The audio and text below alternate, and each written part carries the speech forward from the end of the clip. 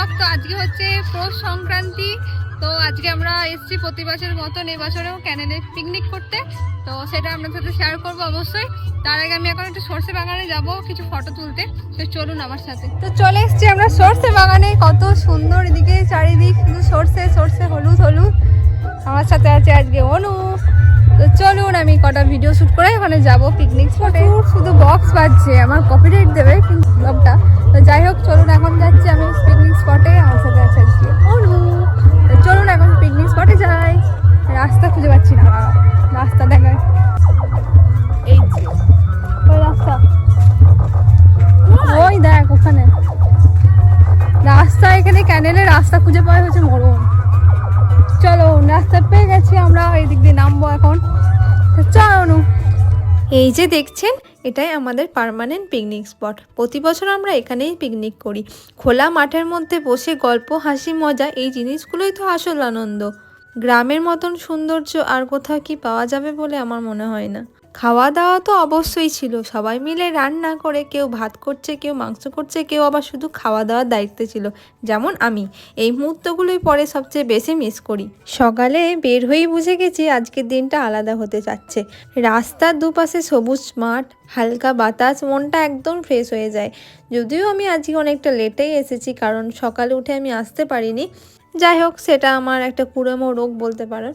আমি যে খেয়েছি আলুর দমটা, সেটা যা সুন্দর হয়েছিল, সেটা আমাদের পৃথা কাকিমা বাড়ি থেকে বানিয়ে এনেছিল।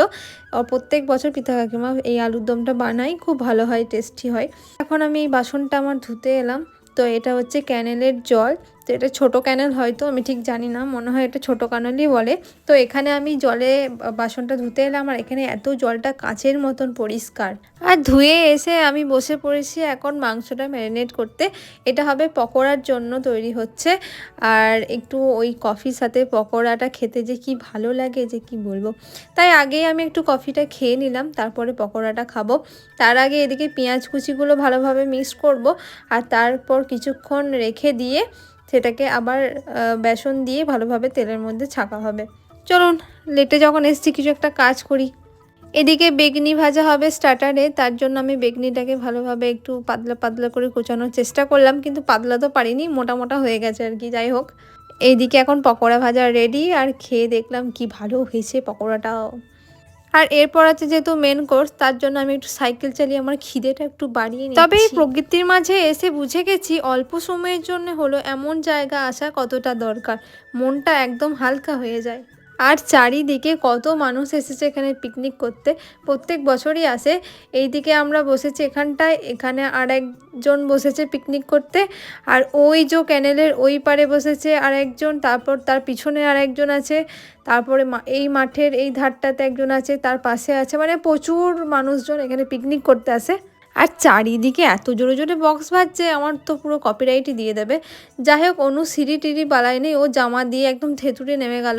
কিন্তু আমার তো জামাটাকে নিজেই কাচতে হবে, মা নেই বাড়িতে, তাই আমি একটু সিঁড়ি দিয়েই নামলাম একটু ঘুরে ঘুরে এসে। আর এইদিকে বড় ক্যানেলে এসে দেখি জল নেই, একদম শুকনো, আর খুব ভালো লাগছিলো এখানটায় এসে।